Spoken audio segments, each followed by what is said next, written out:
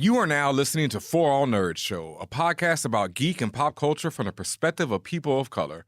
For All Nerds Show is a member of the Loudspeakers Network, where we always say rest in peace to our founder, Combat Jack. For All Nerds is hosted by Tatiana King and DJ BenHaMeen. For All Nerds Show is powered by our listeners. Everything we do, from our podcasts, live events, our website, are all independently funded. Please continue to support us through our Patreon page at patreon.com/forallnerds. Welcome to For All Nerds.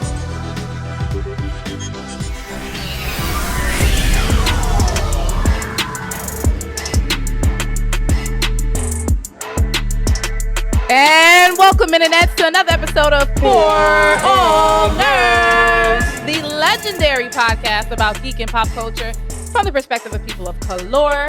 And we're doing this a little bit differently tonight because it is I, your host, and I am the captain now, Tatiana King, the Grand Duchess of Tech, also known as Lord of Lightsabers, Mulatto Hightower, Tatiana Hand of the King, Scroll Obsidian, T'Challa Bread, and Madeline Pryor's. And I'm keeping it light, keeping it cute, because this is a flip for me. We did the Uno reverse card today because one of the hosts of the For All Nerds podcast is actually in the guest chair today, and I have two of them, but I want to reintroduce y'all to this legendary man. Reintroduction. This legendary guy laughing. His name is DJ BenHaMeen. Please, sir, can you please introduce yourself to the world? Oh, hi. Hey, it's your guy, DJ BenHaMeen. Didn't see you there. Yeah, I should have turned with him. Oh, hey. Didn't see you there. What's up? It's your boy, DJ BenHaMeen, a.k.a. the Ghost in the Shell Toe. Keep that same energy on when you see me, the werewolf of U Street, the anti-trife equation, Hollywood Hameen, Doctor Who's mans is this? Noobs say what here on the spaceship tonight? What? Guesting on the spaceship tonight. That's right, y'all. And also we have another incredibly special, also legendary guest. For those who are long time listeners, you may recognize this face, this voice. This is the Mellow Brown, your neighborhood friendly Spider-Man. But actually, he is your neighborhood friendly, what are you not? Co-producer, producer, writer, engineer, 007. Like, please let the world know who you are, Mr. Mellow Brown. I'm going to steal my favorite AKA from you, Tatiana, and go with AKA Flex Luthor. Yes. I love it. Yeah, it's good to be back on the ship. It's been way too long. It's been since Blade Runner Origins came out, and I don't remember when that was exactly. But yeah. He doesn't remember. He does so much. He does not remember the greatness that he puts out to the world. And we're actually this whole discussion today is gonna be about something incredibly good that I personally am a huge fan of. I've read the book a few times. Specifically, we're talking about Jimi Hendrix, Purple Haze, written by DJ BenHaMeen and Mellow Brown, illustrated by the icon Tom Mandrake. This is an exclusive for me because I've been talking to Ben about this for forever, right? Many years at this point. And now to finally be able to talk to you and also have him sitting there. So anytime you guys disagree, I get to see it in real time. I cannot wait. To start out, explain to people what Jimi Hendrix Purple Haze is. What is it? Not necessarily what it's about, but what is it? Oh, finally, I can let Mello answer this question first. Mm-hmm. So Jimi It's a graphic novel. Yeah. But what else? Jimi Hendrix Purple Haze is more focusing on, in terms of if you want to say like a theme, it's that point where, especially us, like the Black folks that work in entertainment, where you hit that point in your life where you just like, I'm happy to do like this commercial thing. I'm happy to do the song and dance for a check. Whether that is like working for a corporate overlord, getting a sponsor, anything like that. But there comes a point where you're just like, I want to make some dope art. And how there's a lot of people that won't back you up when you do that. and how you could actually have like your audience that be a little bit more mainstream, a little bit more black and melanin or anything like that, but like they are in a position where they want to see you be this one particular thing in a box. And Jimi Hendrix went through that. And us being able to tell the story of what happened when he broke out of that and how people thought about him, but the journey that he also went through in the process and who he became at the other end of it when he disbanded the Jimi Hendrix Experience, which was an all-white band, and it went into what it is, like, you know, the last band that he ended up with, which was like all black band. And how critics, even Rolling Stone, I'll never get over this, when we found this, Rolling Stone called him like a jangling coon in their review. Shit. What year was this? This was like in the modern times?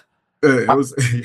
I remember that one because I remember there was one where they dolled the drumming on the album, and that one was just like they were like it's muddy and all this stuff, and I'm like, like Machine Gun, the drumming on Machine Gun is just some of the best drumming in rock history to me, and yeah, like what was it? Questlove said that is the album that like kind of like rocketed his career off. George Clinton says like he changed his whole flow after hearing all that. So many of like the best musicians in our culture came from what happened in that album, and it's about the risk that you have to take to get there. Because I know everybody feels that way, no matter what they're doing. Yeah. And I know like, Mellow like is avoiding saying the name of it, so I guess we can just say the Band of G's because we can't really say. Well, you can also preface it. The name of the band is the Band of Gypsies, but as we know, gypsy is a slur, Romani slur. So we don't use that term anymore, but you're referring to a historical name of a group, so that's fine. Yeah, this is true. But we do recognize the slur in it and the fact that it's not something that be used widely. Ben, did you want to add to anything Mello mentioned? The only thing I mean, there's a lot to add to it. That's why I was happy to have him describe it because it's so difficult to describe it like in an elevator pitch. Because it's all of that, and then it's also this sci-fi space opera that also deals a lot with music and the power of music. And like while Mello talked about the whole journey that the Hendrix character goes on, there's also a few other characters like Vesper and Raina who go on their own journeys, and their journeys influence and affect Hendrix. And because of that, he has to recognize with other things that are happening in the world, like this tyrannical intergalactic fascist empire that he has to eventually recognize he needs to fight back against as well. Gotcha. I know people walking off the street, they see this book in the window, they read the title and they read the writers, and they're like, who the hell are these guys? So, especially this guy right here. That guy, they might, know some of his other work. This guy right here, they're like, yeah. I mean, but fuck those people. No. I mean, seriously, I got to be real. Like, just buy my book first. Yeah, like my heralding aside in the beginning, like anyone watching this, they might be looking at me like, who the hell is she? But like, when it comes to the context of this book, what makes either of you or both of you uniquely qualified to tap into this project? I don't think anything. I would be real with you. I'm just a smuck on the street. No, what was it? We came into it because of the quality of our writing and being able to kind of like discover so much about Jimmy in the process was like the healthiest way we could come into it. It's one of those things where it's like if you tweet that you want to write for Marvel to Marvel, there's a good chance you'll never write for Marvel. But if they think that like your interest is somewhere else, that's what they're looking for. They're looking for someone a little bit on the outside that can bring the outside indoors, so it isn't contaminated by the things that have come before. In the conversation about Jimmy, it was kind of similar because we didn't know a ton about him, but as we started to dig deeper into who he actually was and how like rebellious he actually was, and how like he wasn't all peace and love, that like he was a tough dude, and he was dealing with an identity crisis at such a at a time that's so early in my mind that is similar to what so many Black artists go through right now. whenever they just want to change a little bit, they want to be something unique, that we wanted it to just record it in a way that kind of like fit his identity and all his nerdiness and how much he loves sci-fi, pulp novels, and things like that. It put us in the right place to kind of like tap into a side that no one really talks about. And I think that was a good thing that we came in it from that angle. Yeah, and I think to add on to that, it's kind of the same thing that would happen with me and Mello when we both worked on American Gods. And with this, it was one of the same things. I remember with this, when they told me that Tom Mandrake was going to be the artist on it, I was like, all right, yeah, whatever, cool. And, I didn't have any prior knowledge. And it was the same thing like on American Gods. I really didn't look at anyone or the project as above me. I just looked at it as like, oh, okay, they're talking about this. I know I can talk about that. And with this, as soon as Mello came to me, I was like, oh, word, we can talk about Black music. Well, I've got this and this and this I've been wanting to say about Black music. And this is a perfect opportunity to talk about it through Hendrix. And just like Mello, I have a lot of relation with Hendrix and the album in particular that we're talking about. It goes back to me. So I'd known this album for a long time. But I wasn't a huge, overly dedicated fan of his. I grew up as like Prince being my guitar god. And I just looked at Hendrix as like number one and number two of Prince. And I really don't care which one, but I just felt like both of them needed to be recognized. And it was just that thing that I know Mello, we both wanted to do this too. And especially once we got into the research about representing Hendrix's Blackness and how much of a Black man he was and how much he wanted that in his music and in his persona and everything of that nature. So I just think we came into it with just like Mello said, the outsider's view of it all.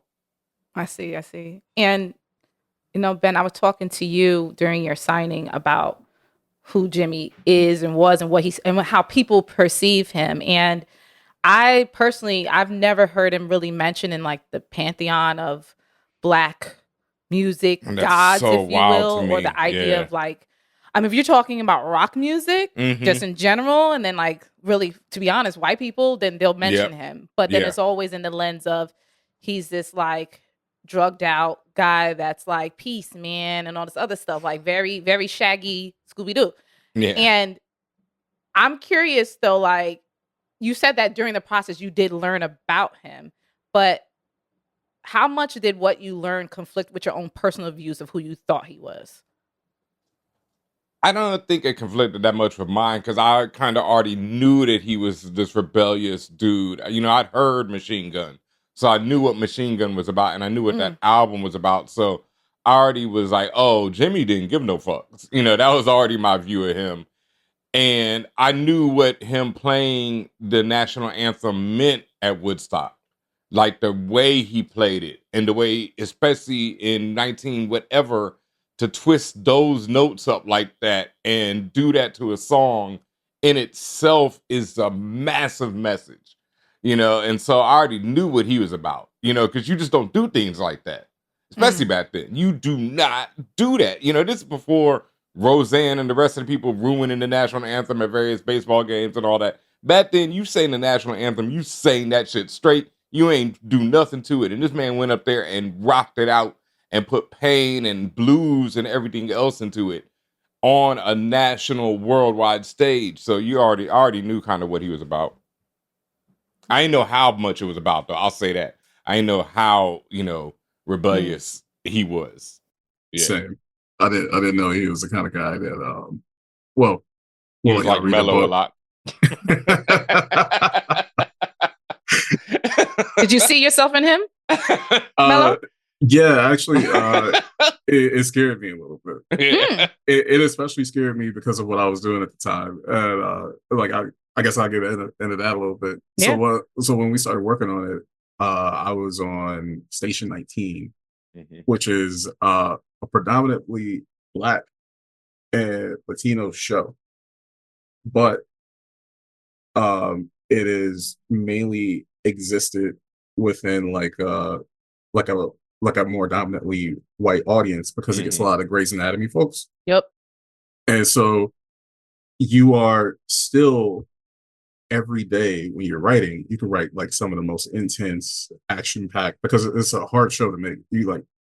You gotta make a Fast and the Furious episode of television, and then keep it within budget. But then at the same time as all that is happening, you're still doing the soap opera of Grey's Anatomy, and you're like juggling all this stuff. But what that always ends up is some of your stories get stunted because in the middle of it, you are explaining the point of view of your characters who are minorities instead of talking directly to minorities. And so the actors feel that they're like, man, this is wild to do, like week to week. The other writers feel it, the producers feel it, the crew feels it, and it's one of those things where it's just like it's a weird experience because we're all making like good money, we got steady jobs, we're all very thankful, but at the same time, we're like, this can't be just it can't be just this. And when we got to like really researching Jimmy, and he basically was going through something really similar. And he also had like an extremely rebellious stage and an anti-military phase. And well, not a phase, it's part of him, this is part of his DNA, it's part of up and down who he is. But like and like how he went away from comfort into being something so much more wild and so much more daring and willing to kind of like take that extra leap to be like, I am known as Guitar Smash Man. And what I'm actually trying to do is tell like, you know, like, yo, I don't want the war to go on. Yo, like capitalism has got a hold on all of us. Yeah. And they're just like, but smash the guitar, you know, like, like just do. We like, don't try to hear all that noise. Yeah. And then when you smash the guitar, get on the stage because you don't got a guitar anymore. And so like that's kind of like what he was like known as. And he's like, I am more than that. I am an artist. I am the best at what I do. And at the same time, I can challenge myself to be even better than who I am now and not make the music that they're expecting. I could be something dope. I could be amazing. And I don't have to be held back by the parameters of money. I don't have to be just this thing that they think I am every day. I can be my own thing and I can speak directly to my people. And so being able to write that journey and how that feels, that I was like, yo, let's get it. Yeah. I'm curious because I do know just a little bit of, and I'm going towards what you just mentioned or something you just mentioned. You will have many people, and there's different spectrums of revolutionaries, if you will, right? And where they are in their life and things like that. And it's interesting when you happen upon someone who, for example, has the money to not have money be a thing, right? Like money is not money is not the issue for me. I can go ahead and, say, fuck you money. Right. What about people who are in the grind, in the struggle, in the mud, and they are doing for their people and they don't have that. They don't have those resources. Right. Like, are they wrong for, not going towards the money, knowing that they need it? Or like, I know a lot of people see people in spaces where if they have the money, they have the access. They're like, it's easy for you to talk of revolution, all this other stuff, because you don't got to worry about nothing else. I think it's like I personally am not going to knock on someone for getting a check as long as they're not harming anyone else. Like as long as they're not like Condoleezza Rice in it, like where she's like doing something that like kills. That directly is involved with killing us. Yeah.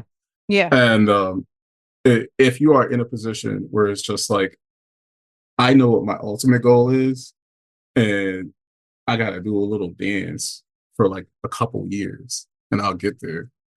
As long as you know to lean towards that ultimate goal, and you're not harming anyone, and also you're not closing doors behind you. You're not like, like you're not losing it. Where it's just like, no, I'm a Negro, and, like, and then it's just like now they can't hire another one.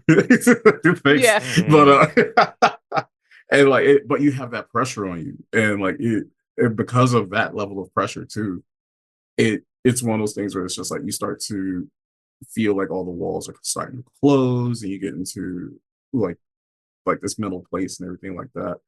So I know how that is. I have had to take jobs I didn't want And like I got folks that I send money to. That's why I ain't rich. But at the same time, it's I know that if I spend my money the right way, I could do things that invite others. I know I could work on projects where I can invite people I care about and make something special I could put out into the world. And then I could tell people like, yo, check this out. This is dope. Like or if I'm congratulated for like the very commercial thing I did, I'm be like, thank you very much. Also, please replay, bro. Right. And it's one for them, one for me.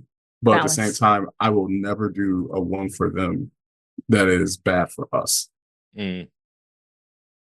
That's real.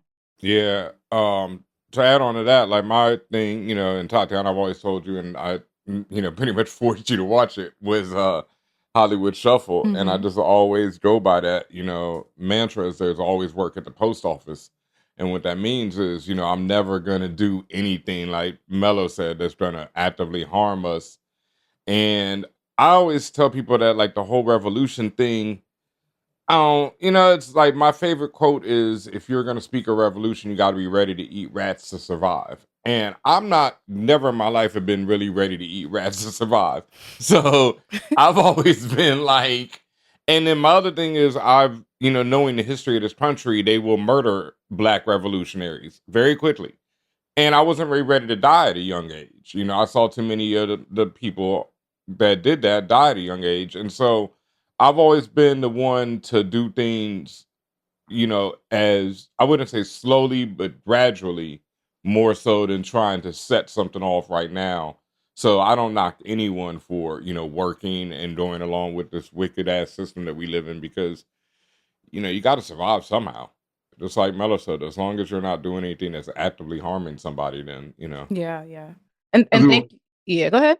Oh, sorry. I was just going to say, I did want to add, like, we do have the ability at this point to create structures for other people like us. Okay. The one thing I think is so dope about y'all have come from, and like this is almost me dipping into, like, I want to do an interview about y'all at this point, for like being in here for like over 10 years now. The entire landscape that y'all working has completely shifted. It's changed. It's turned into this whole other thing where it's like you have just a lot of more like weird dude bros in here who are like fighting to get that level of being like, we are culture, in the way that like y'all have dominated for so long. And thank you. All of the things that they do are just like, it's everything they say is never really correct. It's never, if they're ever right, it's by accident. But at the same time, what they're always trying to do is shift everyone to be like, no, like this is a DEI thing, blah, blah, blah, blah, everything like that. And then if anything actually fails, it's not because of them. But y'all have always been in a space where y'all are always correct. Like the things that y'all talk about, where it's just like, this is trash, it's going to go away real soon, or anything like that, right? Or it's like, oh, if you change this thing, you turn it a little bit to this way, y'all are correct. And especially if it's like someone shifts something a little bit, and if it's exactly how y'all recommend it, suddenly they got a fortune and a huge IP on their hands. So it was I don't even know where I was going with that, but I just want to say.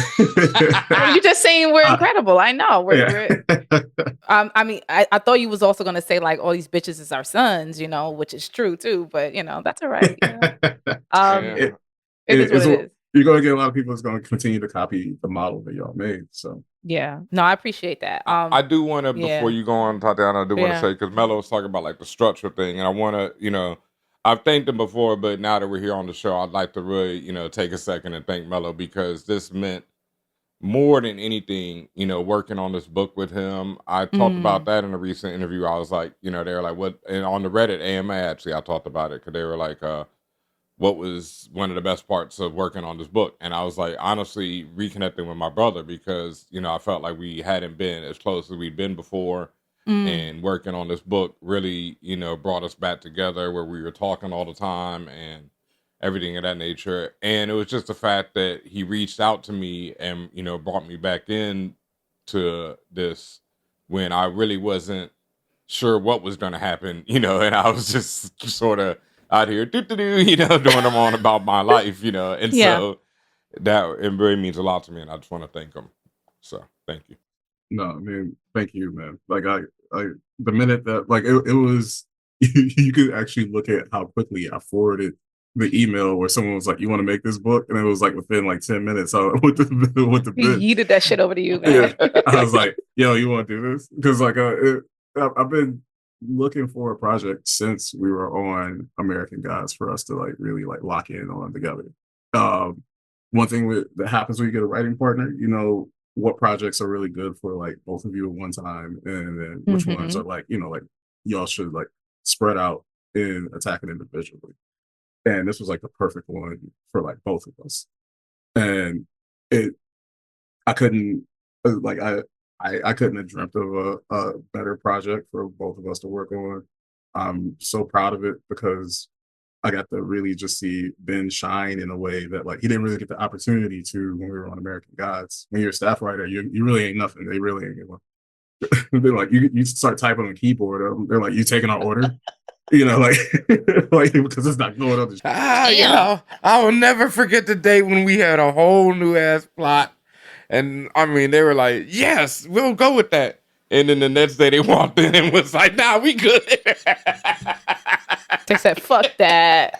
Good idea, not. No other discussion. It was like, wait, we left on, we're doing with that. And then they came back the next day like, nah, I don't think so. I didn't see their ideas on TV. Yeah. But anyway.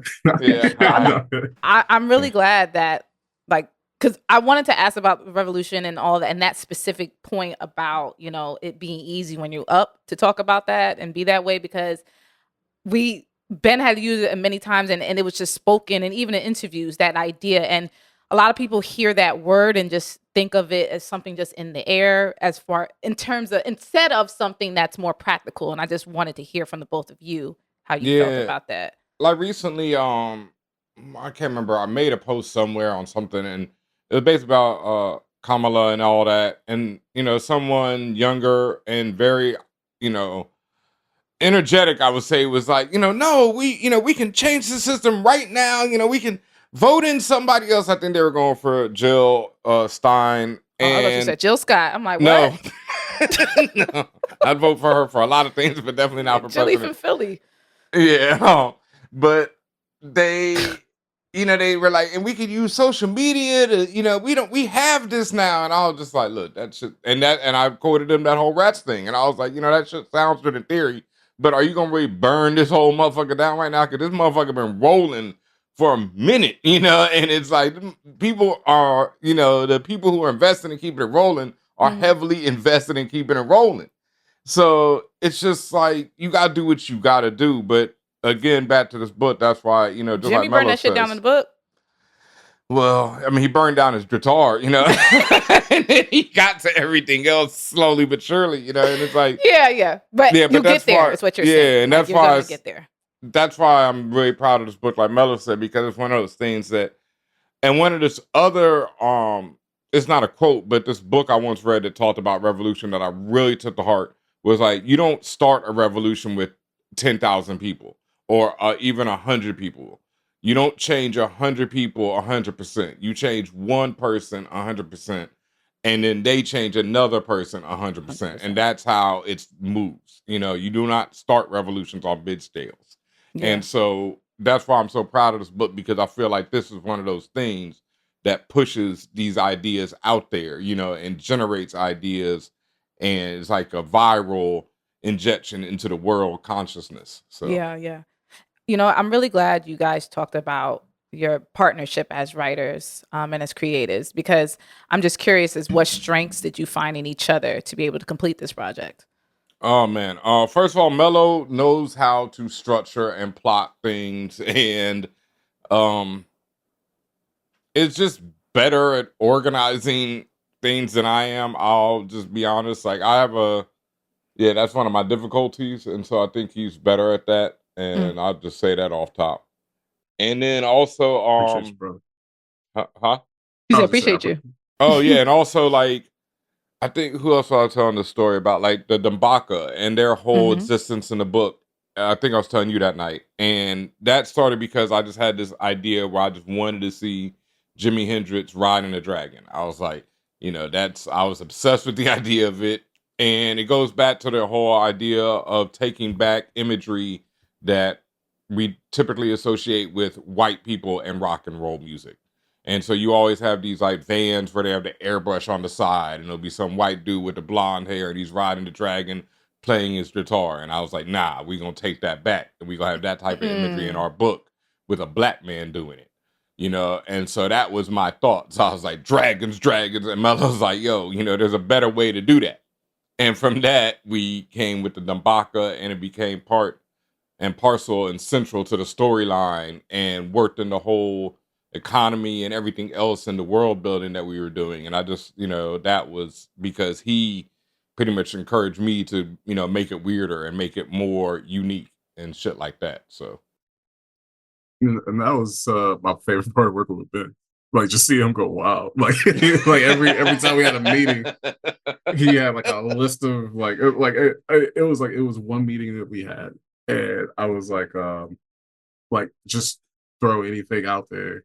Like he was saying, my entire career is mostly built around building skeletons around stories. So that way it has a spine, and you just throw the meat on, and we can make it work. This thing is going to walk down the street. It's going to be great. And the thing that I was so excited about working with Ben again with is that he always comes with he got a bag of ideas. And all it needs is a skeleton. And so we just started dressing it up like a Christmas tree at that point. And so seeing him go nuts, and then every time we had a meeting, all right, we're going to work on the next 22 pages. He's got another stack of some wild ideas going on, everything like that. To the point where we made it to it was the third act. And I'm like, okay, where is this going? We were on a call for 5 hours, just trying to figure out where is this going now. I had never been locked in a wall so hard. I got a whole career of figuring out people's crazy ideas, and he had so many wild ones. I was just all right, I gotta walk around the room. Right. Was there anything in that big bag where you were like, hell no, BenHaMeen? No. Oh, you mean and ideas for the book? Everything is in there. Everything is in the book. Everything is in the book. There was no disagreements in terms of plot or character or anything where you were like, that can't go, or that doesn't make sense. All yes anding. I just had to figure it out. Yeah, I just had to figure out how it works narrative. And also, similarly, Ben, was there anything that Mello said where you were like, nah, bro? That's me and Mello have worked together, and because we've worked together, like he was talking about, in an environment where we were basically people always say, and I think Mello relates to this. People, it's interesting, I'll say, being in a writer's room when you're surrounded by people who don't come from the same environments that you come from. Because to them, the idea of pitching an idea is, scary. And to me, it's like, oh, you ain't like that shit? How about this one then, oh, you ain't like 10 of them? Well, here's 11. It's it doesn't really matter to me. Anything you don't like, I'm going to put right back in this bag and bring it back around when I'm writing something else. Hustle, man. Yeah, it's because we come from that environment, Yeah. And I told you, Tatiana, I've been on the yard at Howard. I've had to see a woman, walking across the yard and been like, yeah, let me go over there and, say what up. That's very broad difficult. Daylight. Yeah, that's much worse to me. Yeah, that's much worse to me than pitching an idea in a writer's room that I'm getting paid for. So I think you're not getting paid to film that situation. That is true, because if you tell me no, I'm still getting my check. Yeah, I'm still getting my check. But I could just get dissed in broad daylight and everyone could be like, so, for nothing. I earned no money. Yeah, I just get played. And gagged you for $3.99. For free. And so because of that, it was being in this environment where it's just me and Mello, and we're basically And well, me personally, I was like, okay, this might be my first and last comic book. So let me just, anything I think about, let's go for it. Let's see. Yeah. And, you know, I'll say there's a few things that didn't make it, but that was because I thought of them too late. That's the only thing like that. You know, as I thought of shit, you know, I thought of shit, I'd be hitting Tom like, yo, can you do this panel like that? And I know the nigga was like, nigga, no. Like, I don't think Tom Hendrix said nigga. Yeah. So that was the only, but no, we drove him crazy. I'll give him a little one. He can whisper it to himself. Yeah, he damn sure can. It's like all of this kumbaya between you two. I'll give him and Justin a pass to say it, but not in front of me. As long as you don't say it in front of me. To Tom. But no, like it was so much shit that I just could not believe made it in the book. You know, that was the wildest thing to me. Like to this day, now I'm looking at, I will never get over the fact that Backwash Cortez exists. That's my favorite character name. Not my favorite character, my favorite character name. I was rolling. There's a panel and the bowling ball head. Like, come on, bro. There's a panel where he's talking to Jimmy about his collection, and he's like, ooh, and his hands are up like, ooh, and like Tom did that shit, and I didn't, you know, and it was just like, when I got that back and saw that panel of him like, ooh, I just cried. I'm like, yo, Tom is such a monster, like. Well, Ben, oh you my said God. So much made it, but Ben Mellow said everything made it. Yeah, that's what I mean. Like, he didn't even tell your ass no. Like, no, like, and that's what I was getting back to is the writer's room thing. It's like, it's a and yes thing. Like, Mellow, like, when I'm like, dragons, Mellow was like, not no. Mellow was like, all right, but how about if we do it and like this, you know?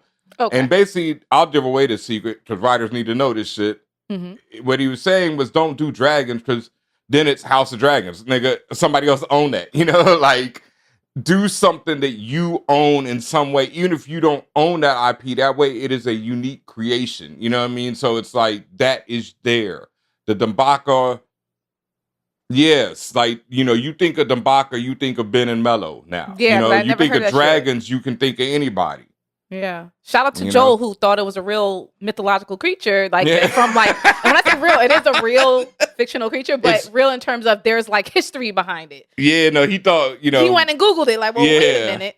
No, this shit's right now. Shout out to Joel, but but it's also, you know, based off of some other stuff. I don't want to give everything away. No, you don't have to get that away. No, but just, I mean, that world building, the fact, I like that. I love hearing that fact that's very smart too, Mellow, that the whole aspect of even the creation of the ownership of it. Obviously, everything you could think of and put on paper, you have some type of ownership of it, but for it to be so unique enough where it is completely connected to you. Like when I read Dambaka and when I see Dambaka, I don't hear or see nothing else that's existing in terms of, as you mentioned, all this other fandoms. I'm only Backwash Cortez. And that I'm only centering that on Jimi Hendrix, Purple Haze. No, that is, talk about a hell of a name. Those names. I can't even tell you what was going through my head when I read that name. I can't. Yeah, wait. Did I tell you, or did I just send it to you? I probably just sent it to you and didn't want to tell you. You sent it to me. Like I was like. I mean, a scummy name for a scummy character. The day that he sent it to me too, I was in 110-degree weather, in at like the Budweiser factory out here in Burbank, shooting for like 10 hours. And I was one of the only people who couldn't go back into like a chill place because I was in like the nest where, like, you know, like you in there, you watching the cameras, you gotta watch everything. And one of the actors was directing. And so I'm just like, all right, so I'm producing real hard right now. So I'm like sweating, I'm getting a heat stroke. I come home, I open this email, Backwash Cortez. I'm like, you know what? Could you imagine like this bold 52-point font? I thought it was the heat stroke. I was like, you know what? I should just lay down. I read some Comic Sans font. It was just one of them things. Like, I was home alone. I was definitely roasted, and I was sitting there, like, you know, trying to come up with his name, and it popped in my head, and it just would not leave. And then Bowling Ball Head popped in my head, and that would not leave either. And then I Googled it, and I didn't see Bowling Ball Head, so I was like, once again, okay, I can claim that space.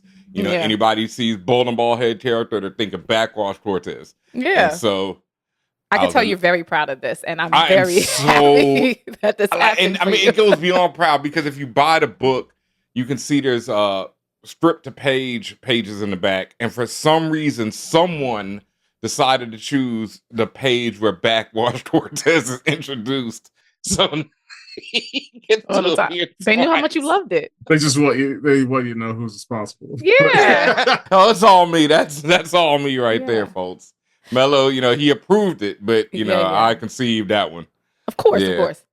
How proud of the both of you, considering being two Black men, obviously in this space, when it comes to comics, when it comes to writing, but also highlighting such a iconic Black man that also is clearly severely misunderstood or not even known well enough.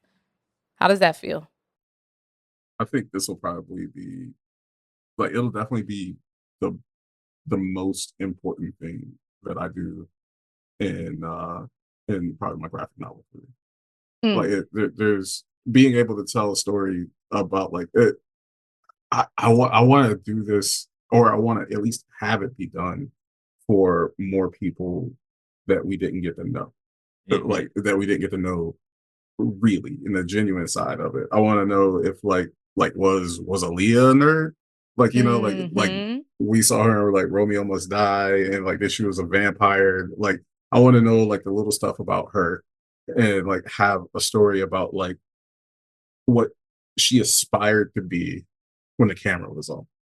And I want people to relate to people who didn't get that opportunity like that. It's the whole the Lupe album where Samurai, where the whole thing is about Amy Winehouse. What if Amy Winehouse was a rapper and she lived, and what would that story have been like?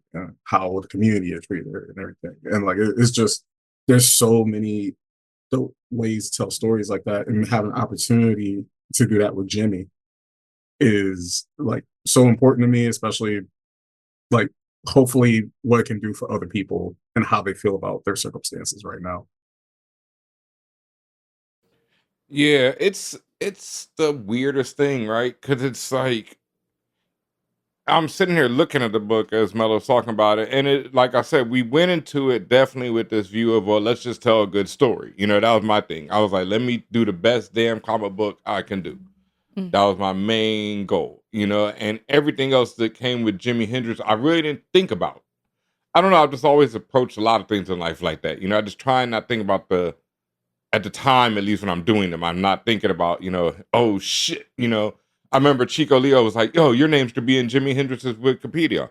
And I was like, nigga, what? I'm not thinking about, anything of that sort. Now that it's out, I'm waiting for my name to be, Jimi Hendrix's Wikipedia. You haven't just done it yourself? No, I don't know how to adjust Wikipedia, so I haven't. If I did, yeah, so I'll be on many pages. Yeah. What are you talking about? I would have been on American Gods, on the canceled season of season 2. Was here's the full synopsis. Yeah, of what I was supposed to do. It was gonna happen, but no. Yeah, at the time I could not think of that, and then now it still bugs me out because it's just so weird. It's such a my life is generally weird, but this is yet another weird moment where it's wow, that's really interesting, and to me, I think we did a really good job. And so I'm wow, that's pretty solid, that's cool. Do you feel like you put on for the culture with this one? I would hope so. I did it like that. That was my main goal. I didn't put on for the bank account. Yeah. If someone's doing a comic, it's always for the culture. You ain't gonna buy a house. Unless you're Robert Kirkman, and even him, that was pure accidental, it was that man was struggle city, oof. Yeah. Or are you some of those senior writers right now that are hey, maybe I could turn this into a movie. Even though movie studios are just we know when you're trying to make a comic book a movie, you're writing it like a movie. But yeah, even that money ain't running like it used to. Nah. Thanks, Mr. Millar.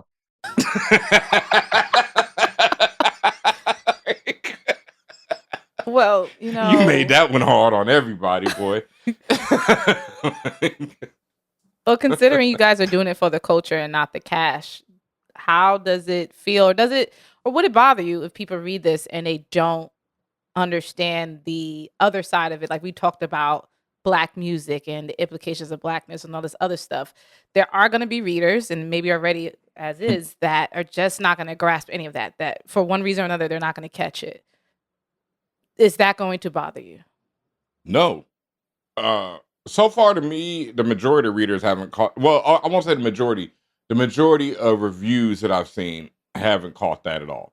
They might have caught the themes about fascism and all that, but the Blackness side of it, I'm waiting on the reviews to really get into that. Cause yeah, but I think that's the interesting thing. And I did not, and I know Mello as well. We both wrote it where it could be appreciated on many levels. And that was Right. one of the main goals, was it to be, I wanted to just write a really dope sci-fi Star Wars-esque, even Dimitri from Anyone Comics, he said it was like the best Star Trek episode. I was mad I forgot to have him repeat that to you while you were there. That's Tatiana. okay. Yeah, no, I wanted you to hear it. Because that was like, As the resident you know- Star Trek person, I get it. yeah, and that was big to me, to hear that, because that's what I wanted. And then I just wanted to coincidentally feature Black people. I didn't Okay. want it. Yeah, I didn't want it to be anything more than that. I wanted it to be this really dope story. And then that type of shit, that Blackness is just, that's just gonna come through in me. And, so yeah, it's gonna happen. But at the same time, I wanted it to be this solid story that you didn't have to get any of that.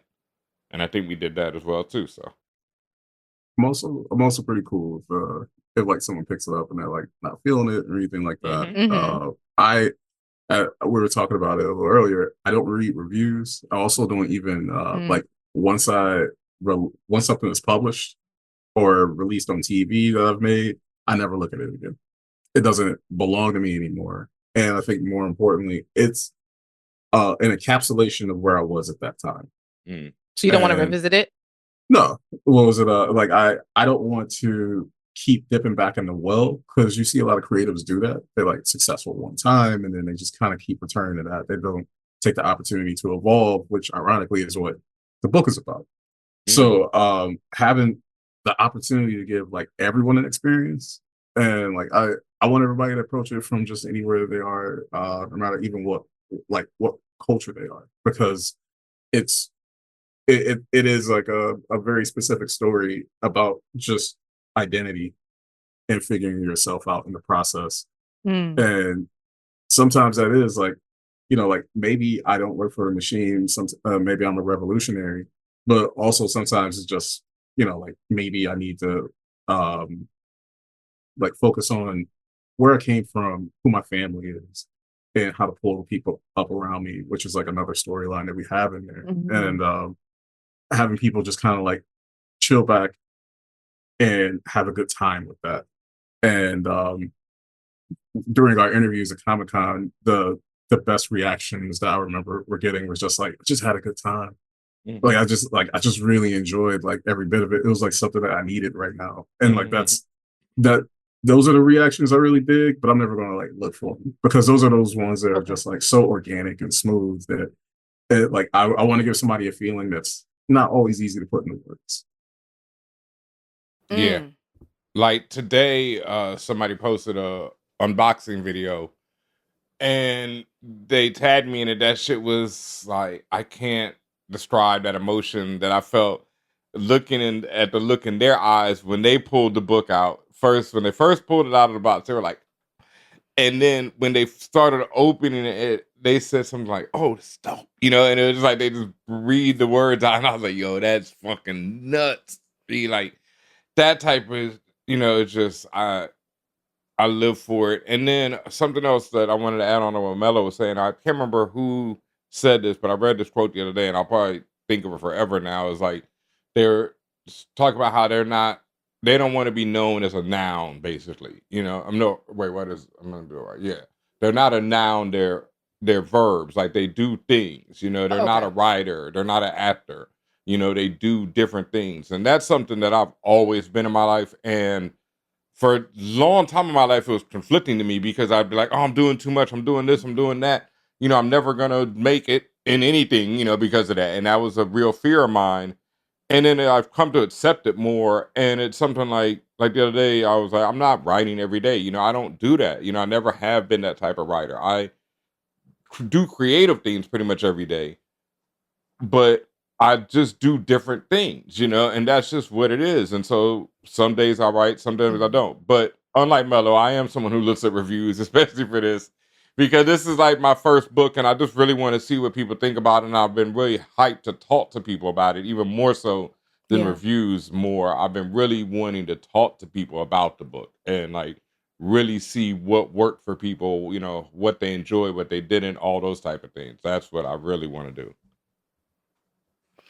Mello, since you're here, I can tell you about how I felt about the book. So I actually read the book first on a phone. I had a preview copy, so I didn't even get to see it in all its full format glory. I didn't get to see that until after the fact, right? Oh, it still looks good. It's obviously a complete different experience. It's watching it on a 42-inch TV versus you're in IMAX, right? Once you get the book, right? So it's a different experience, but it still looks good. I want to make that distinction of how I read it to then couple that with what actually happened as I was reading. It was extremely visceral, and I mean it in the sense of I was having levels of synesthesia, like seeing the music. And I got on when I was telling this to Ben, I got a little emotional because music is everything to me. Music is one of the most passionate, important things in my life. And for me to read this, see, and obviously know who's involved, but even taking that away, like to be able to turn a page and hear the music and feel the energy, feel the embodiment of movement as I was going from panel to panel and how the characters are floating or moving or jumping or standing still, but with aura flying around them. And obviously that speaks to writing, but it also speaks to the visuals, right? The Tom Mandrake, right? When you guys saw your script and all the words coupled with those visuals, how Tom interpreted it, everything, what is the first thing you thought? I'll let you take that one, though. And thank you, Tati. Of course. I kind of wanted to hear you, Mello, but I can't. It's like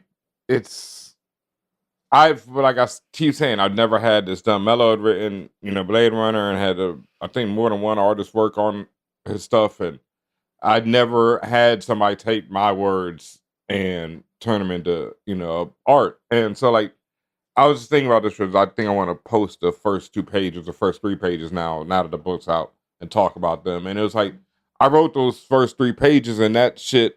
So like the first 3 pages come back and I'm like, I wrote this shit and here it is. And it's just 3 of the greatest. As a person who's read literally, I want to say tens of thousands of comics probably at this point in my life. Mm-hmm. I don't know. I'm not sure how many. It's just dumb amounts. And this is like some of the greatest art I've ever seen in anything. So it's like some motherfucker took what I wrote and turned it into some of the greatest art that I've ever seen in a comic book. I can't, I can't thank Tom enough. And then Justin, like, it's some magical shit, man, this book. Like, both of them. I keep saying it. Yeah, I keep saying his name over and over again. And I said, if we go to second printing, that'll be the one thing I push for is to put his name on the cover. Because I just feel like they deserve just as much just as much credit as we do. And this isn't your first graphic novel, Mello, so it's not the first time you've seen your words translated visuals, but I think this is, obviously for many reasons we've just voiced, this is very different. Yeah. This is 100% my favorite art that I've had so far. Yeah, I know. Sorry, Get guys. you a copy of Blade Runner Origins, Blade Runner 2039. Sorry to every artist that you've ever worked with before. And later. Yeah. Listen, it's okay to say you have favorite art. That doesn't demean or lower the value of the other art, right? Like you still have a favorite child, right? I do have favorite nephews, and So. I've never been one to. Yeah, they're all your children, but I have a faith. A bias there where like we got the email of it was before the colors came in, and we just got like Tom immediately went to inks. Instead of just giving us like the pencil layouts, he was like, I was just feeling it, and I'm already in ink, which is like baller move. It's very cocky, because if it was bad, you have to redo it. Right. But we got sent that, and like I had to just preface this even more. Like, I love Ben so much, man. Aw. Like that is my brother, and I saw that, and the first thing I thought of was like, I knew that he was going to have the reaction that he said, and I was just so fucking proud. And I just didn't say anything. I just wanted this to all just be about Ben's moment. Like everyone gets to see like this world that he got to write, and that he got to create, and like Tom did an excellent job of directing and bringing to life. And so it was just like, that's always going to be like, it'll always be. And that'll be the reason why. Yeah, thank you, Mello. That's it. Man, obviously I love you as much, and it's just, it's crazy, because it's like, that's what I try and tell people. It's like, Tom Mandrake is one of the ones, like, there's people like Neil Adam, there's John Byrne, there's these legends, and Tom Mandrake is one of them ones, like, John Byrne was personally who I grew up on first, and then people like Arthur Adams are like my goats. Arthur Adams, Ron Lim, and then like, even I know a lot of people have their issues with them, etc. The McFarlanes, the LaFelds, the Lalees were, all just massive artists to me as a child. Like, those were all just some of my favorite people of all time. Eric Larson, all them type of cats. And like I said, I didn't know Tom because I did not read a lot of DC. As much comics as I read, especially back then, it was Marvel. And then I definitely didn't read horror, and Tom did the Spectre, which was super horror, and I just had no interest in that type of joint. So I didn't know him like that. But then as soon as they told me who he was, and I first saw this first image of Hendrix, I went and started Googling his stuff, and I was like, oh, this dude really, not only can he draw, I mean, that goes without saying. He's classically trained. He's like someone who can draw anything. But then it was stuff where that really just made me fall in love with him. Was I found this one page where it was from the 90s, and it had all these black people in the hood in the 90s.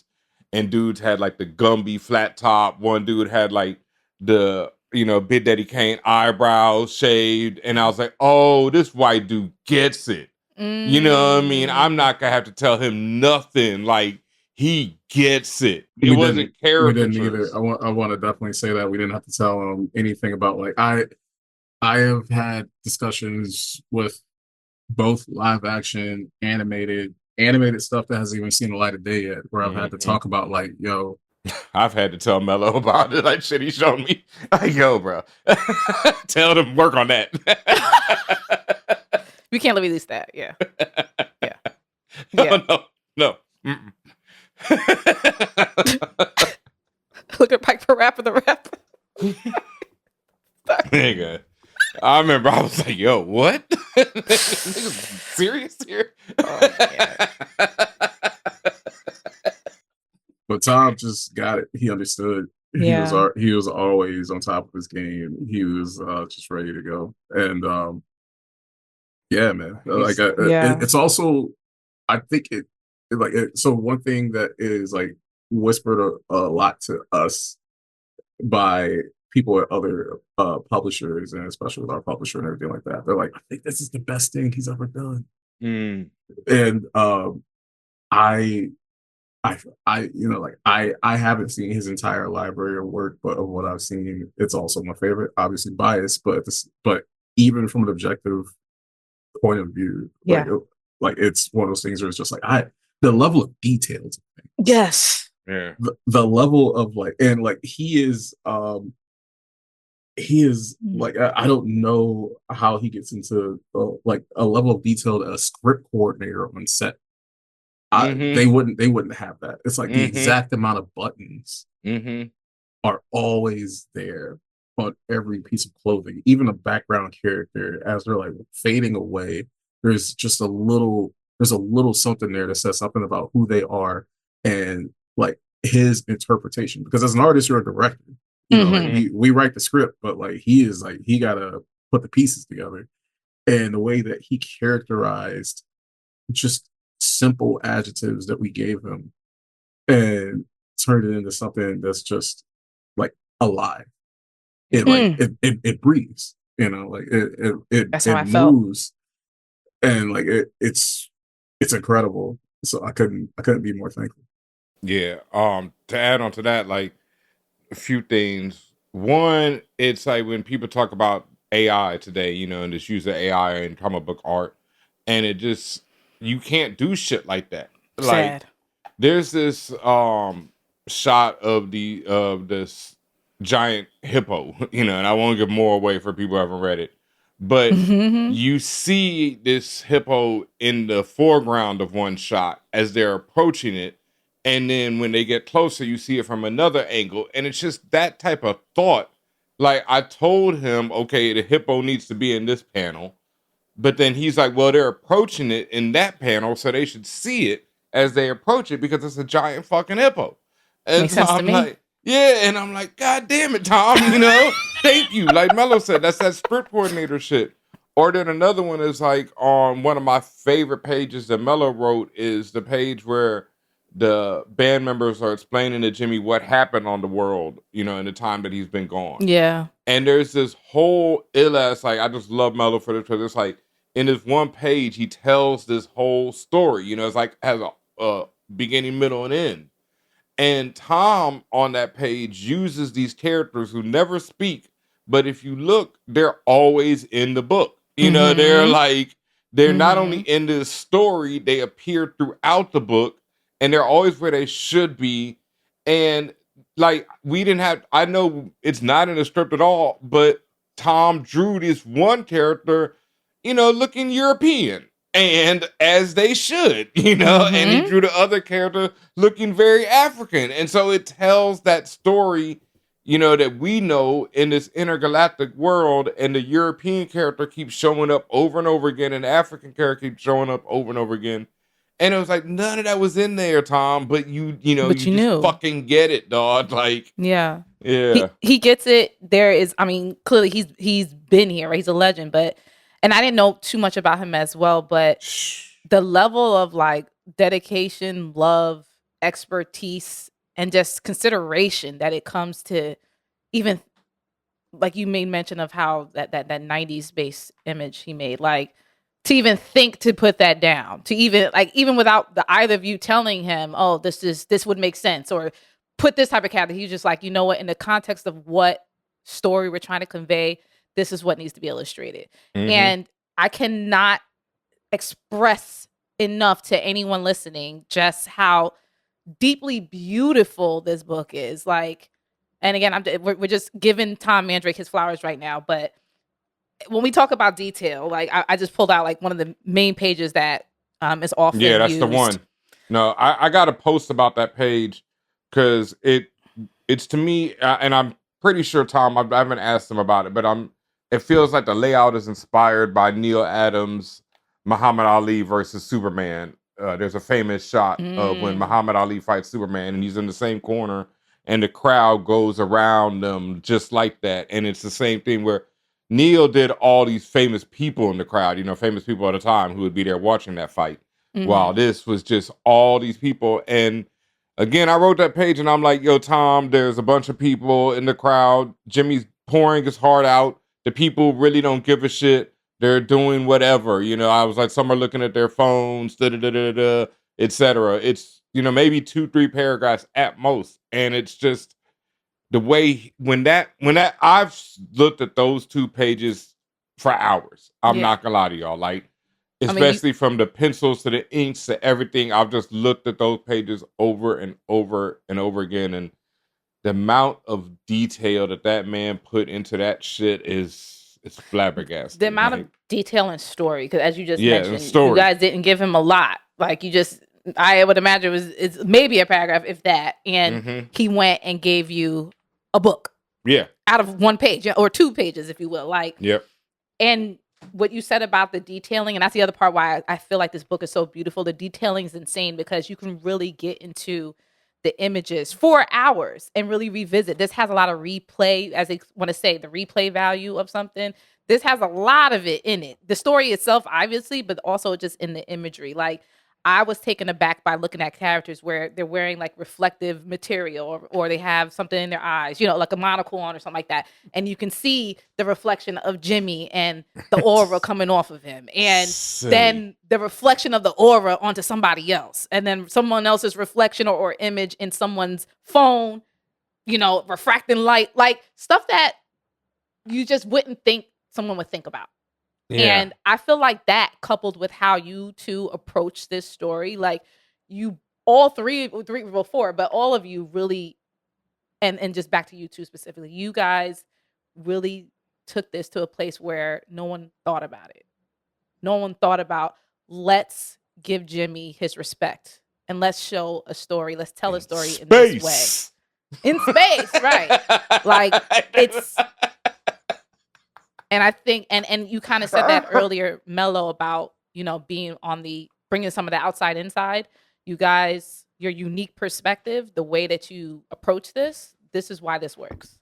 This is why this is a successful book, regardless of how many copies it sells. This is why this matters, and this is why this is so impactful. Yeah. Yeah, thank you. Yeah. We're winding down now. I want to know who wrote this line in the book. Home may not be the place you are from, but the people you live for. Oh, shit. I think that's Mellow. Yeah, I think that's you. Yeah, I don't remember that one. Was that you? That's a good one. Okay. I'm asking because when I said the way I cried, I was just like, why you do this to me? You would have thought my firstborn got taken from me, the way I was crying. And it hit me deep because in real life and in fiction, you see between, real people and characters and stuff, that strength of what it means to have like that adopted or that chosen family. And to focus your strengths on not necessarily where you from or what people think you should be or what your background is. It's just like, I'm going to create a space and a home for me with people that I love, that I will fight for. It was just very, very deep to me. And it reminded me of stories like shows like Pose, where you get into those situations where you have chosen family, right? Like, and a lot of times because you have no choice, right? But you need that support in that space. And this wasn't really a question. I just wanted to say that line messed me up. I appreciate that. That I definitely was kind of leaning into. Since we wrote it, the world has gotten like a little, not a little, it's gotten a lot weirder and a lot worse. Yeah. In a lot of respects. And there's going to be more people like the indigenous folks within like the circuit. And there's going to be more people who are going to feel displaced. There's going to be more like even more corporations, but governments that are going to be like pushing towards that and be responsible for that. And it's not dissimilar to like the theme in what was that Thor Ragnarok or whatever, because it's like it's an entire culture that gets moved somewhere, but that doesn't go away. The culture doesn't go away. Like no matter how many people you take away, no matter what you think you've done to them, it doesn't go away. Like it exists within everyone that is still there, and you keep living for that. You keep living for those people. You keep living for all those reasons. And I've definitely felt that the past few years. And I'm happy I got to tell somebody. So that means a lot. Thank you. Yeah, and I'm really happy to hear that, because I remember you were talking about that, and then you were talking about the made some noise like stuff, and it's so interesting to me that's why I said it's like I really like to hear people, and talk to people about it, especially you, Tatiana, because I know you're very knowledgeable and you pay attention, and you're very detail oriented. So it's really dope to hear all this type of stuff that people are picking up on. Because like I remember the speech that comes from, but I didn't remember that line exactly, and that's it's a really crazy ass line. So. That line has been in my head for now weeks, like stuck. It always comes up at least once a day. And that means a lot. I hear you shit on things all the time. I know you wouldn't hold back. If anything, you would rub it in both of our faces if it sucked. And I'd be like, that's kind of whack. No, I mean, and I know it's like, I know, and that's the other part. Like, I know it's hard for people to hear, at least who know this show. They're just like, oh, that's your brother, and you knew Mellow and you just loving it because it's them. And I'm just like, no, not at any point on this show. And me personally, would I, like, if something is whack, I'm going to say that. Or I'm going to have some questions. Yeah. Or she would ask questions. I would ask questions like, well, what made you, and and I don't, what made you thought that was a good idea? I, I did not feel any of that stuff. Like, God damn, what was they thinking? I was just like, damn, what did they not think of? Like, this shit blew my mind.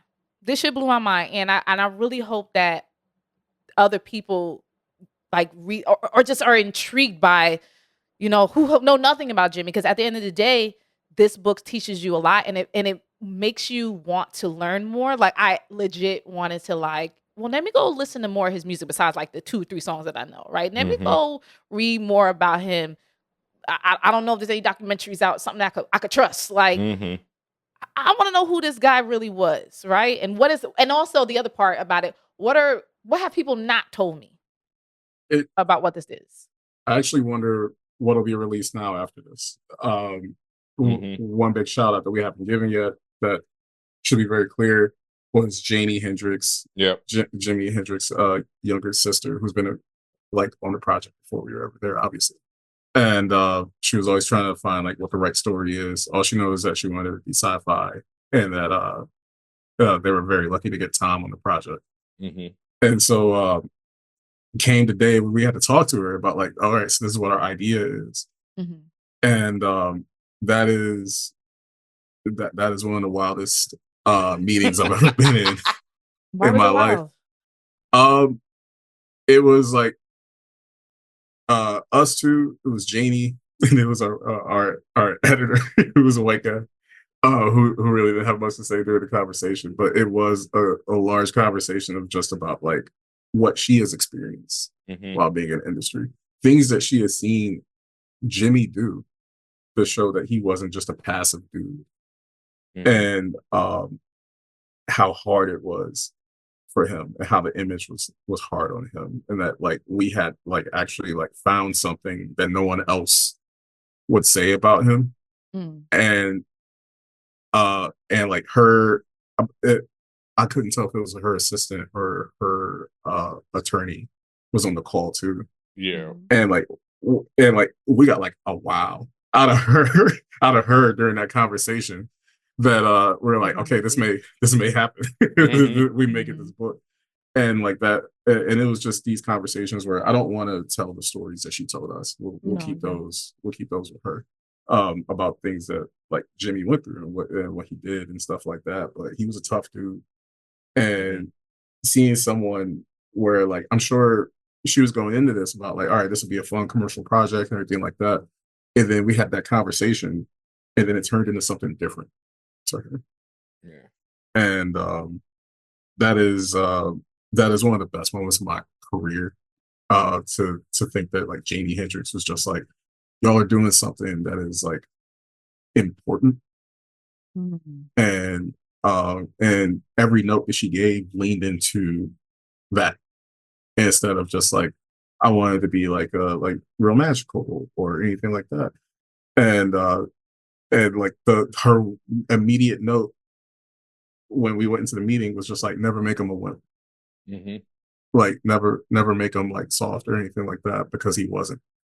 And we had immediately understood it from just digging into the corners of Jimi that a lot of people don't talk about. And we're just like, we know who he is. And then she was like, all right, you figured it out. Congratulations. So that was that's such a wild moment in your life to figure that out.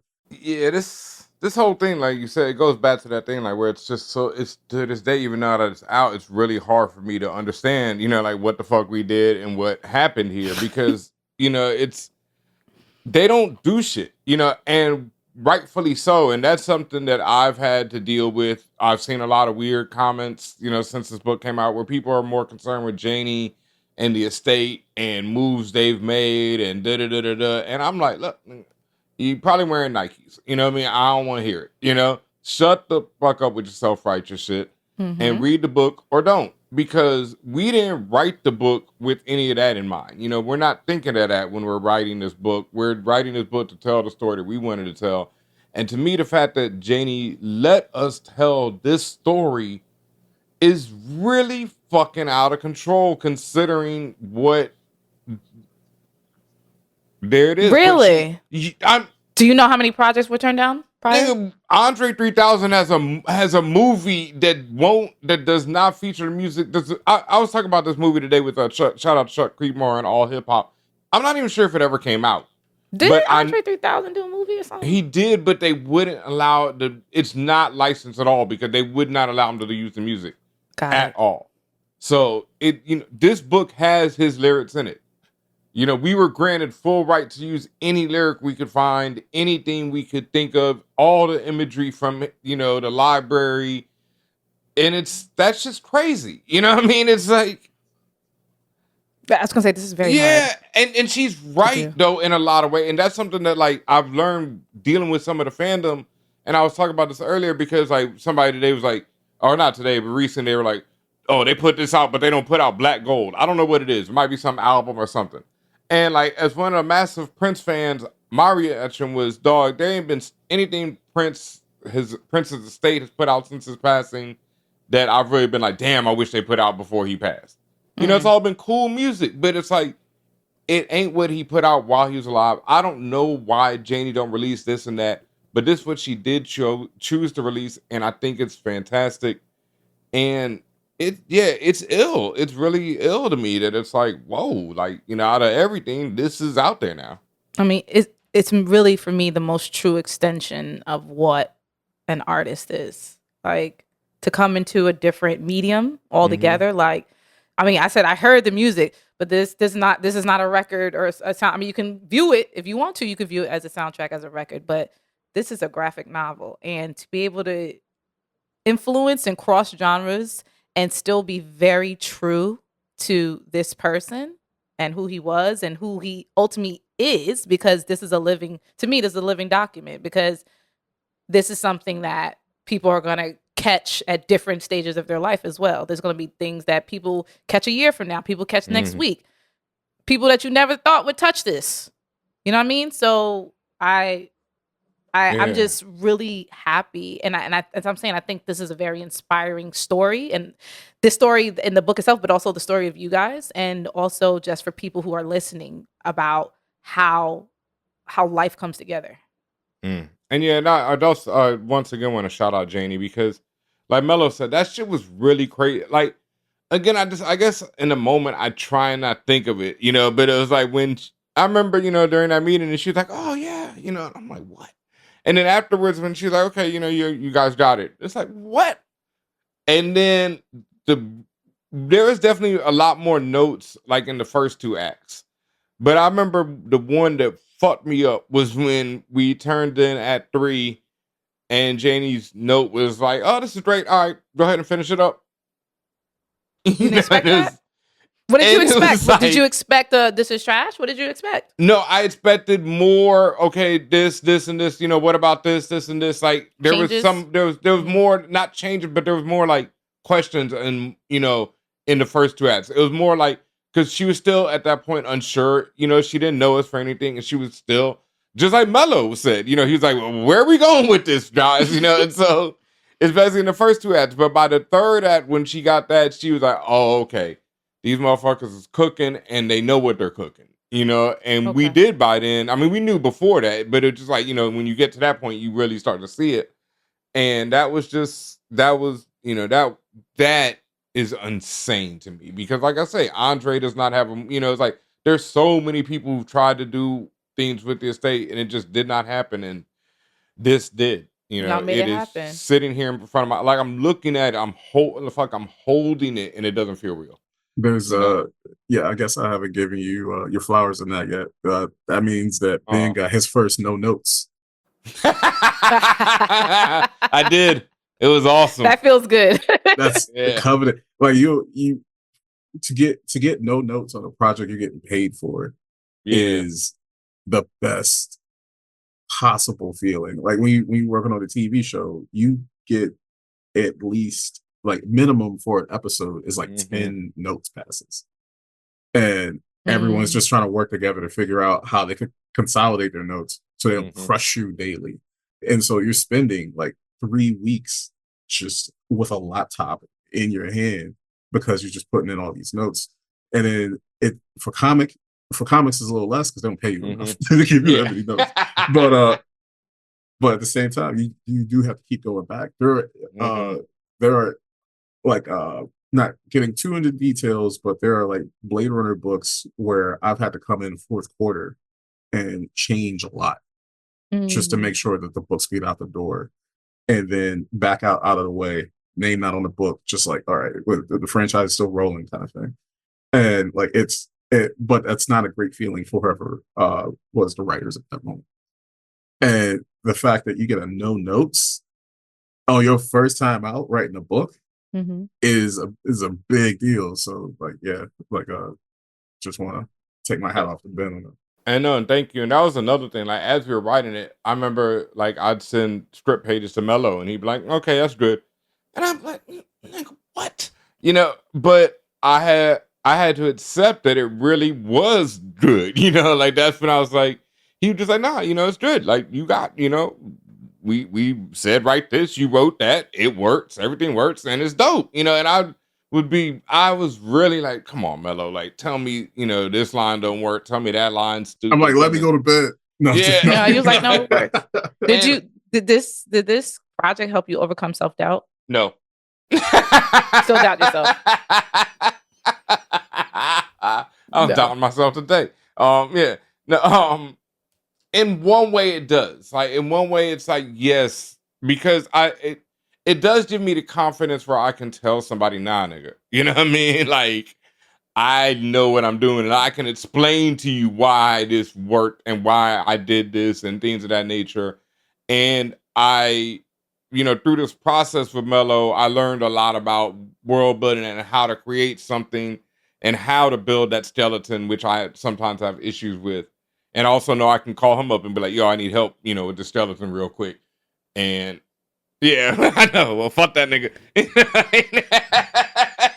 Sleep tomorrow, nigga, because I need help with the skeleton right now. But no, it did give me a lot of confidence in that matter because it's like I can see this thing and I'm like, yo, like, and like you were talking about, Tatiana, like I wrote this with you in mind, I wrote this with like the Joe Illages in mind, the people, the people I was big fans of who through the years of ForAllNerds, I've gotten to know a lot of these people who I've been big fans of, who I talk about their books all the time. So I had to be like, nah, these people are going to read my book just like I read their book. So I had to write it for them. And I wrote it for the comic fan and myself and for like the ForAllNerds critic. I wrote it for all these types of sides of myself as well. So I was like, okay, how can I, and I still look at, there are parts of it where I can be like, well, Ben, but that's why I don't reread stuff. Yeah, but overall, that's why you don't. But overall, like I've at the same time, since I've had it, I've picked it up and like I'll read 2 pages and I'm like, God damn, that shit really worked. Like those 2 pages just by themselves really work. And then I'll read another 2 pages. I'm like, yo, these really worked. And I'll read one something Mello did. And I'm like, wow, he really killed that shit. And so like overall, like there might be things I would change. Of course, there's always things I would make better. But overall, like Mello said, I'm super dumb proud of this. And I really don't know, I want to do more things like this. Like he was talking about like Aaliyah, just so many different artists I can imagine doing this type of treatment to. I don't know. I don't want to say I won't do anything doper than this, but I'm sure I will.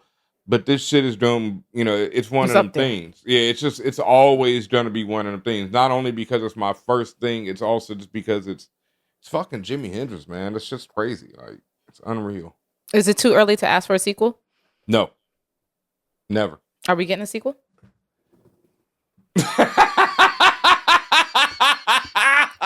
Will the brothers come together again? I might have some help on the skeleton. help, Doug. It might be the brother featuring the brothers. Yeah. Oh my God. I'm not sure how much, Well, Oh my yeah, God. we'll see. And how are you guys, like, what are you guys doing to continue to promote and get the word out about Jimmy? I mean, we are right here on ForAllNerds, the greatest right. podcast in the universe. You better fucking say that. What else? Yeah. I've done too many interviews and podcasts, and I'm down to do as many more as possible. So, Are you guys gonna actually like visit different bookstores and Oh, go yeah. to different events and stuff? yeah, definitely. I've been doing that. Well, actually, this weekend, Saturday, September 7th, I'll be at Peace and Riot in Brooklyn signing copies. And then the 15th, I'll be at Manifest in Brooklyn doing a little event there. And right now, I'm planning something with Gulf Coast Cosmos Comet Shop down, the only Black-owned comet store in Texas. And they're in Houston, and I'll be doing something with them. We're actually planning a whole weekend, perhaps, in Houston, Black Friday. Yeah, that weekend. Isn't in this? Maybe we'll talk about that later. Maybe we have to redact this. But the book might show up in a very special historic place. Oh, it should be there already. It Can I should say be that? in the, Can you say that? we can say that. It should be in the Smithsonian already. It should definitely be in the National Museum of African American History and Culture. Yes, the bookstore. It should already be in there. Shout out to my bro Leslie over there. But yeah, it should already be up in that joint. And if not, Leslie, we got to talk, fam. Cause like, don't make me look bad on the show, fam. I know you listening. For real. By the way, if y'all missed it, Ben and I actually spoke at the Blacksonian last year, and we gave a nice talk. So yeah, but what no, about it you, should already Mello? be there. Yeah. What about you? I He's like, I'm not going nowhere, fam. I gotta just keep walking around being D-list famous. D-list famous still be getting checks though. Don't sleep. Yeah. That's the best kind of famous. Damn sure is, boy. I don't ever want to be above this level of fame. You want to be respected, not famous. So the thing that I've been, you want to be respected. I want my bank account to be respected. I don't know. I don't want nobody to spend my food. Like, so I want to be a little True.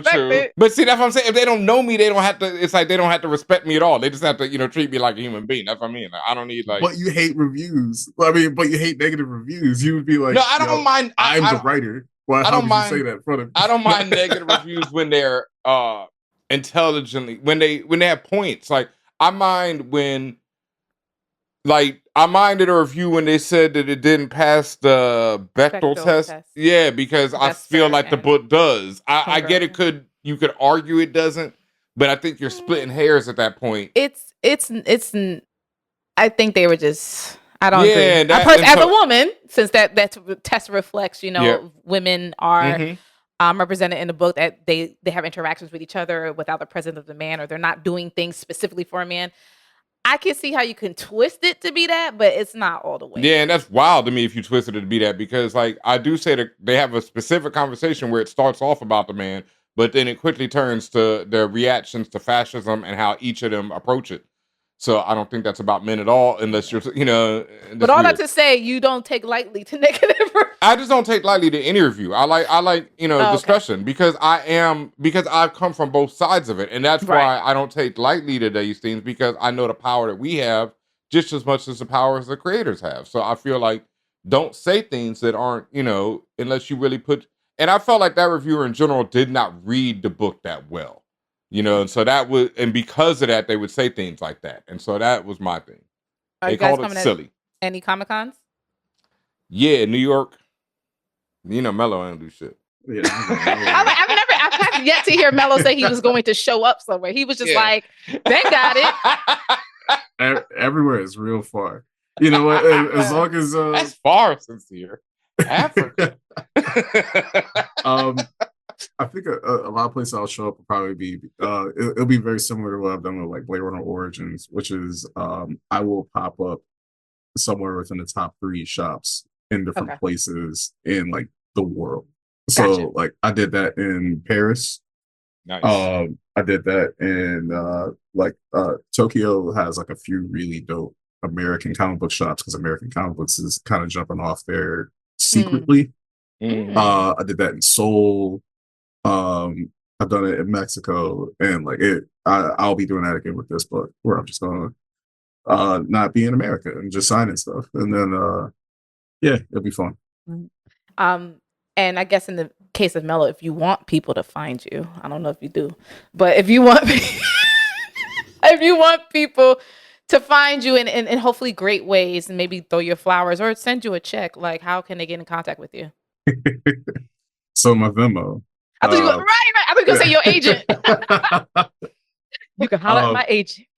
Actually, yeah, just hit up the like where on the same day it dropped. Blade Runner Tokyo also dropped as well. That is chapter 2 in like a big epic trilogy I've been working on like the past 5 or 6 years of my life on them. And it means a lot to me.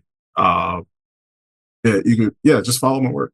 I did some episodes of Station 19 I'm actually pretty proud of. Just follow my work. You don't need to listen to me. Yeah. I'm online just telling you to go watch Blue Giant. That's all I do online. Just try to get people to watch that movie. I actually encourage people to follow Mellow. Find him yourself, but follow him on Twitter. At least when he was tweeting, when he was dropping gems about screenwriting and things like that. Like, you learn a lot. You'd be surprised how much you can learn on the internet. So I would definitely recommend that. Ben, where can people find you? Besides right here on ForAllNerds. Yeah, I know. Amazingly, you can actually find me here on this show as well. You know, you can find me here on ForAllNerds. You can also find me everywhere on the internet. And we're not doing Brap. What happened? I feel, you know. Do you want? Did you want that, sir? I figured that was kind of weird for you to do it. I mean, I've never gotten to do it. You know, so like this is my moment. And I feel like the audience has been waiting for this moment. So okay. Real quick. Can you do a Brap real quick, Mellow? Yeah, I'm good.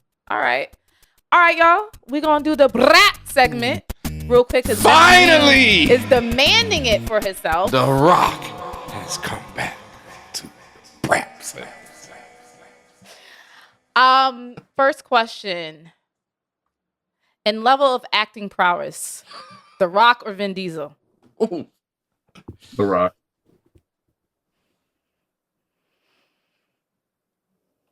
Vin has like I know he's had I know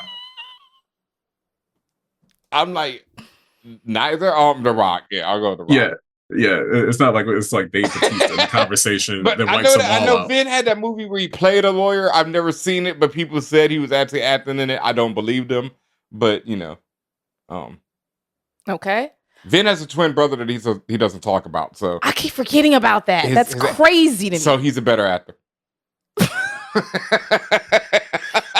That's insane to me. Is he darker than him? I don't know. The only reason I know this is because a friend of mine who is also a twin dated Vin. And so she found out. And she was quite disgusted because she was like, how do you not put your brother, you know, you don't talk about the brother, anything? Like, she couldn't understand that being a twin herself. Okay, that's crazy. Mm-hmm. No, that is wild to me. I have to. This is. I have to ask this question: Star Wars or Star Trek? Star Trek. Come on, man. Come on. This is me. I'm glad it hasn't changed. I thought you were always Star Trek, Mellow. Yeah, he's always been Star Trek. Yeah, I don't know. I don't like laser swords. But he does admit that Andor is the greatest thing ever made. Yeah, Andor is the best TV show ever made, but at the same time, he also said it's better than it has any right to be, which is a hard diss to Star Wars. Have you watched the rest of the shows? Yes. Like how much did you like Obi-Wan? I do review these shows. I said that Obi-Wan was so forgettable that I don't even. Yeah, I don't know. It's not even worth talking about because I don't even remember it. You know, but at least you got Ahsoka though, right? I actively dislike Ahsoka. So there we go. But at least you got Boba Fett though, right? I don't remember that one either. At least you got like 3 seasons of the last 3 seasons of The Mandalorian. I mean, God! I just remember that first one.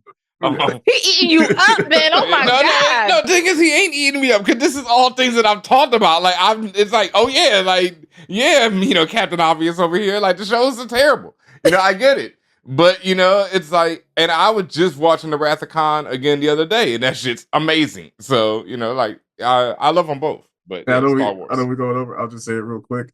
Yeah. I think The Acolyte would have been a really dope movie. Yeah. I could see that. Like it's one of those Yes. things where it's like it does not have nearly enough meat to kind of like carry a whole show. But like imagine if someone just walked up to you with like a 1-page outline and they told you what would happen on the show. You'd be like, that's shit is amazing. When So we say so why does it like always kind of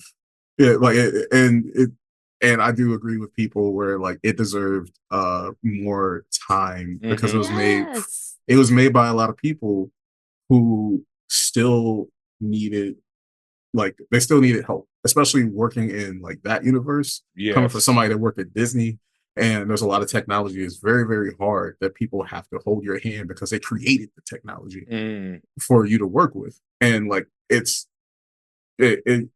complex in a way where it's just like if it was like either a movie, either it needed to be a whole lot shorter as a movie or it needed to be longer as a procedural about Jedi, and then they would get picked off until the end of the season, then it would have been really dope. But and, I mean, that just goes back to what you were saying, Mello, that we get it right 90% of the time on the show because we do. We were saying that throughout it, and it was one of the things where it was like, I personally can't remember a show where I was so disgusted with it. And then suddenly I was like, oh, wait a minute. If like, you had just done this from the get, That never happens. For it to be like, this is not the greatest thing we've encountered to wait a minute. We're going somewhere. And then, like, to be so enamored with it by then, like they gotta continue the story. That's insane. Shout out to Leslie and them over there, because that was like, what a twist. What a twist. Yeah, I did not expect that one. Blade from 1998 or Blade from 2004? Wesley Snipes. Wait, 2004? Who was 2004? Deadpool and Wolverine. Oh, 2024. Excuse me, 2024. I have not seen Deadpool and Wolverine. I just don't like Family Guy. So Blade 1998 is good for me. Easily Blade 1998. Ain't even a question. Yeah. No. Okay. All right. For the same reason, I don't like Family Guy much either. It's be like, hey, remember this? That's fun, right? Remember this? That's fun, right? You don't like those callbacks all the time. I haven't had McDonald's in a long time, and it's for a reason. Like, we were just talking about like culture like a little while ago. The more that you like kind of just like echo the past, culture dies because you're never gonna get anything new. And that's what Disney is now. It's a factory of nostalgia. Sorry, it's supposed to be fast. It's okay. It's okay. This is great. Everyone's listening like, Factory of Nostalgia. That's a great name for a podcast. Like, that sounds like a very big red flag and some shit I'll never click on. No, that's what I'm saying. It's funny, Mello, we on the same shit, because I'm like, that's like that Caravan of Garbage one that I never click on, It's this YouTube channel, Caravan, and they're always like, I think they do that to be controversial, like, oh, this is a Caravan of Garbage movie, and I'm just like, oh, never, how can I block this channel? Batman versus Superman. Superman for me. Superman for me too. Do you guys hate Batman that much? Nah, I just love All-Star Superman, and I love what Superman represents to me. Like, the idea of like someone who sees the best in us, and someone who's not from this culture, but wants what we could be, like wants us to achieve what we don't see in ourselves. I just think that's so dope. Like, that's fucking incredible. And someone who has the power and doesn't abuse it, like, because everyone always wants to make the evil Superman. And I think that's so weak and easy writing to me, versus the hard writing is writing someone who has that power and doesn't abuse it. Like, that's fucking incredible writing when you do that right. Yeah. Also, I live in 2024 where men are weirder than they have been in my lifetime right now. Oof. And it's like they're saying it more. That's the thing. It's like they're saying we're weird, In a world where everybody is pretending that they're Batman, I want a Superman around all the time. Word. Gotcha. That's real. Yeah. I'm just a super villain. I'm like, give me that power. I'm fucking running away with it. I'm going nuts. So, Vesper or Jimmy? Jimmy for me, actually. Yeah, I think Vesper's more complex, I'll say. And this is in Purple Haze for those who are trying to figure out who I'm talking Yeah. about in the graphic novel. Like Vesper, so Jimmy is on kind of like a very specific path Yeah. of rediscovering who he is, and while Vesper is on a similar path, hers is a bit more cloudy. Mm-hmm. There's always going to be a level of like I'm always going to have to sell out a little bit to get the money and everything like that, and that's like as we were saying before, like that's not something that people got to do that. She got to bring the money back to a place where there's no money coming in at all, and she's got to be a part of that community and everything. But at the same time, like she's also at a place where, like, I don't know, I don't want to say too much about what could potentially happen in the sequel. Mm-hmm. But she would still be very, very complicated in a way. Definitely. Yeah. Was Vesper your answer, Ben? I don't know if you give an answer. I think probably my answer is Vesper, but it's like it's the opposite of the Superman Batman, because I think Jimmy Moore is the Superman. I think Vesper is more of our Batman, and because I'm writing her, I think I'd like. I don't, but it's tough because I really enjoyed writing Hendrix. That was like, and it was very challenging. And giving him words is awful challenging. But it was like Vesper and Raina just really, and that was like going back to something I wanted to ask you as a woman. Like, I was really like, okay, I was thinking of my sister, and the other women, and I was really like trying to get, like, Vesper and Raina's relationship is like me and my sister's relationship in some ways. A lot of the shit that goes into that. And so I was really interested in capturing that. I want to know how you felt about them. Like, did they feel like real women to you, having a real, life? They felt like sisters, first and foremost, for me. That's awesome. That's fucking dope. That's the first thing I took away with that. It reminded me a little bit about me and my sister. Like, that's awesome. Like the camaraderie, the rivalry. Like, and I'm talking about light, not like, oh, I'm jealous of my sister type shit. No. Like, it just felt like a sibling. Like a real sibling situation, like sometimes you're fighting, sometimes you're there, but like at the end of the day, you only want what's best. If you truly love that sibling, because some people don't fuck with their siblings. But it was clear that the love was there. That's awesome. And and because of that, I think because Hendrix is the known, even though he's not known, and our version of him is a unique character, because Vesper is a unique, like out of the blue creation, I think to me, I'm gonna choose her. Okay. Yeah. Very good. This is the longest rap session ever, but I appreciate the feedback. He gave a question to you. I know. I'm like, God damn, no, I'm joking. Just two more. Yep. In any medium, such as movies, TV, film, books, whatever, what character's death hurt you the most? Oh God. I want to hear Mellow's first. I say it every time I'm on here. Yeah. Winifred Burkle. Who is that again? So it was she was a character on Angel. That's right. I remember this like Angel and Buffy? Yeah. Okay. It was the best setup for a character death I have ever seen, where like she finally ended up in an episode before with the person she was going to be in a relationship with and everything like that. The characters are in this place where they got like everything they want. They own the most evil empire in the world.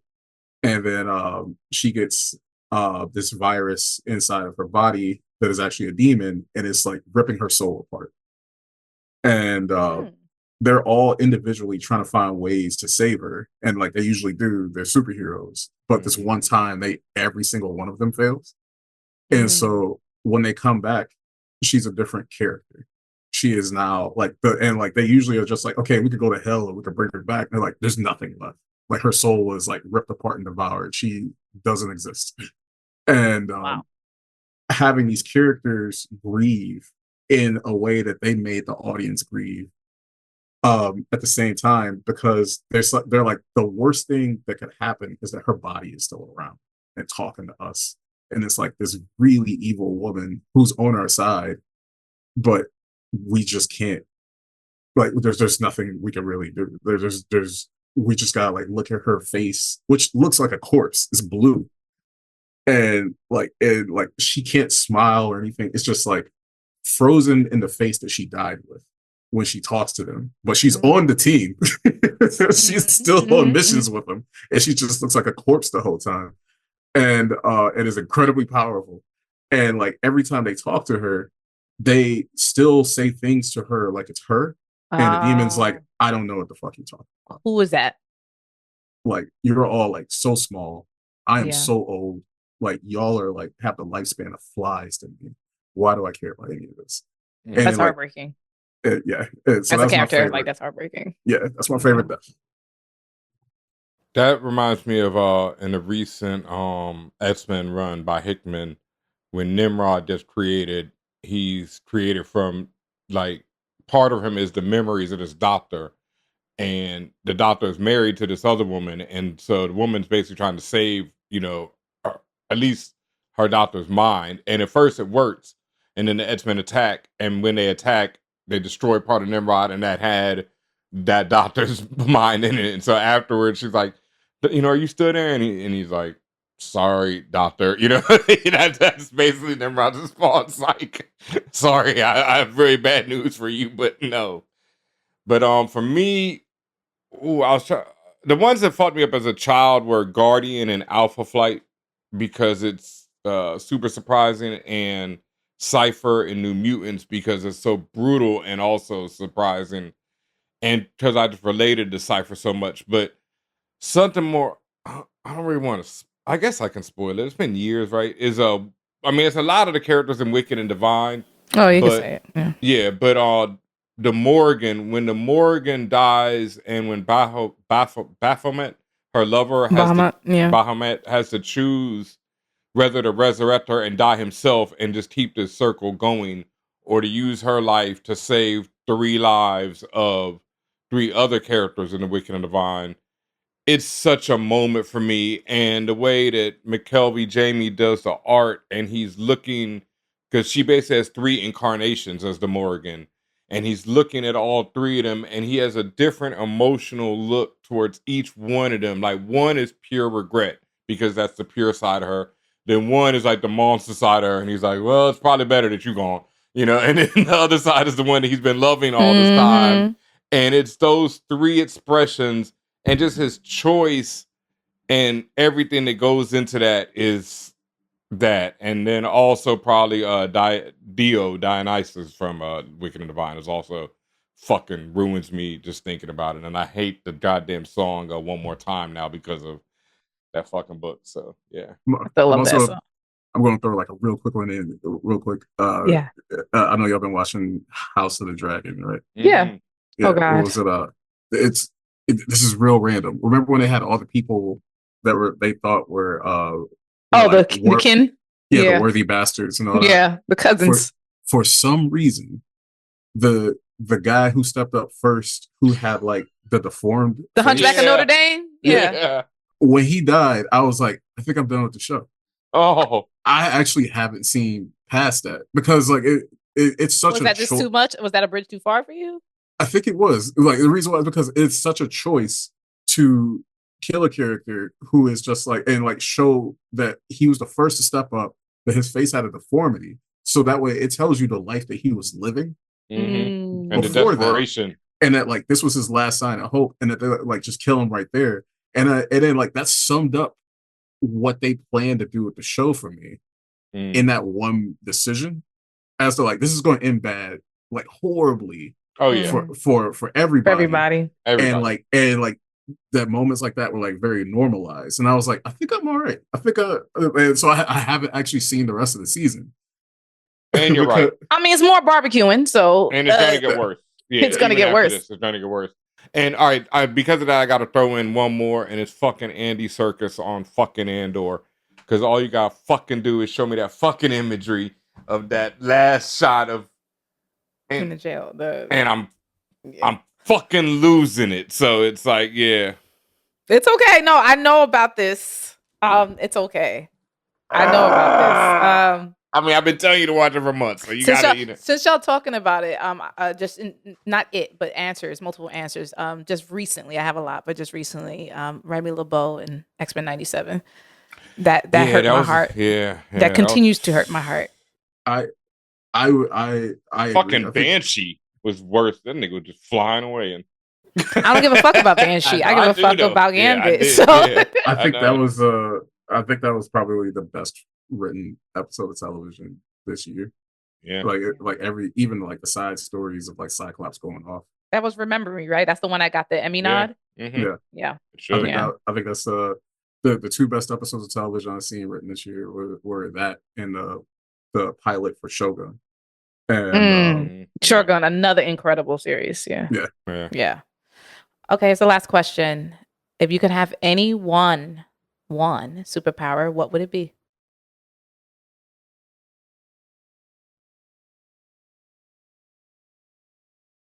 I'll go super speed. All right. Like, you talking about reverse Flash type super speed, or you talking about Flash? Like full on. I mean, like they're pretty equal, right? Yeah. I mean, just in terms of what your intentions are. How about that? Well, see, yeah. Damn, from mine is probably that too, because it's probably different reasons, but like it's either flight, teleportation, and then it goes super speed, and I go with super speed out of all three of those because I can use that one to get away, like flight or teleportation, like, I'm on an island in no time, and I can also become an NBA baller and get rich. They wouldn't let you in the league. It is cheating. You are juiced up. I keep telling you, Tatiana, if I have Flash level of control, I'm not coming in there on some Flash shit. I'm just coming in there from The Incredibles. You're not the son from The Incredibles. No, not Jack, but whatever. I'm not coming in there on like the Flash speed. I'm just coming in there where I'm nice enough to get a good contract. Yeah. You wouldn't be able to hold back. I would hold back. Come on, man. Because I'm not trying to dunk on that nigga. Like, because I have too much respect for Jordan. So I'm not winning 6 chips. 4, yes. What were you gonna say, Mello? You were gonna say something about the powers. Yeah, I was just gonna say I would want to be DC Speedster fast. Okay. Because not Quicksilver. No, Flash. Flash is super fast. No, I know. He said DC, but I wasn't want to say, like, sometimes people, they think in Marvel, but you're, like, specifically... God level of speed. Yeah, DC, like, they cheat with how good, they are... OP as fuck. Yeah. DC Speedsters are, like, Marvel psychics. Yeah. So it's like, if you got, like, a Speedster on your side, you already won. They already got, like, super strength because they ran around the world to punch you. Like, you can read a book instantaneously and retain all the knowledge and immediately learn the language. You could you have like a teleportation level of speed going on. Like it's just you are like run across water, like If you run fast enough, can't you go back in time? You can forward in time. You can do a lot of stuff. Yeah. It's you have multiple powers with speed. Yeah. So. I don't know why so many of the Flashes are sad. You got like do anything you want all the time. NBA you know why? Because they seen everybody what happens. They know. That's on them. I'm going to ball out in the league. Well, with that said, BenHaMeen don't care about y'all. He's going to ball out in the league. Thank y'all both so much. This has been an incredible conversation, an interview, and really just a masterclass also and what it means to be creatives and also work with someone so closely and be able to be, like have cohesion, if that makes sense. Like, unfortunately, a lot of creators, a lot of teams nowadays, they seem to be cohesive, then something happened. I can name a whole bunch of them right now, but y'all seem to have that balance together, and I appreciate that. And I appreciate everything when it comes to Jimi Hendrix Purple Haze. Everybody, this has been another dope episode of For All Nerds. Make sure you are subscribed to us on your favorite podcast platform. Everywhere you can listen to podcasts, just put For All Nerds in to Google, because I'm sure the first 20,000 hits is us. Make sure you also go to ForAllNerds.com, the new and improved, because you will see our beautiful merch. If you want to support us as an independently owned, Black-owned, funded, led brand. You can support us by buying our merch. Again, ForAllNerds.com. You can also go to patreon.com/ForAllNerds. And you can follow us on all over the interwebs at ForAllNerds. You can follow me, Tatiana King. You can follow DJ BenHaMeen. You can go follow Mellow's work to learn more about him because he don't want to talk to you any other way. But besides that, I salute the both of you. Appreciate everything you've given us tonight. Thank you. Thank you. Thank you, Tatiana. And once again, give you your flowers. Thank you for holding down the culture for so long. Thank you. Word up. And thank you for holding down the spaceship while I guest starred, I guess. Yeah. There it is. Yeah. You had the ball out, remember? Hey, got a ball out in the league. Fan Bros, Hey, what's up, internets and the fan fam? This is Tatiana King for ForAllNerds, and I want to thank you so much for listening and watching the ForAllNerds. Make sure you like and subscribe to us only on YouTube.